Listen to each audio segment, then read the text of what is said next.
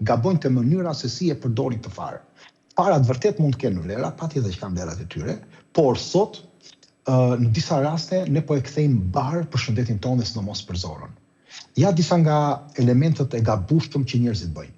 I marrin farat dhe i hedhin direkt mbi kos, qumësht ose mbi një produkt. Dhe i konsumojnë në çast. Po, çfarë ndodh? Farat si chia dhe liri kanë një aftësi që të thisin shumë nivele të ujit. Dhe kur hidhen në kos për shembull, ato fillojnë të fryhen brenda stomaut. Fillojnë të ngadalsojnë peristaltikën e zorës dhe ngadalsojnë zbrazin e zorës. Dhe kjo do japi një ndjesi fryrje për një farë kohe. Këto duhet njohur paraprakisht në ujë, të paktën minimalisht 2, 3, 4 varet nga fare gjithmonë, edhe nga vjetërsia e farës, edhe kur t'i fusim në smoothie, ato duhen të lagen ose të njomen. Element tjetër është i bluajmë dhe i lëm atje. Por çfarë ndodh, sidomos farat e lirit?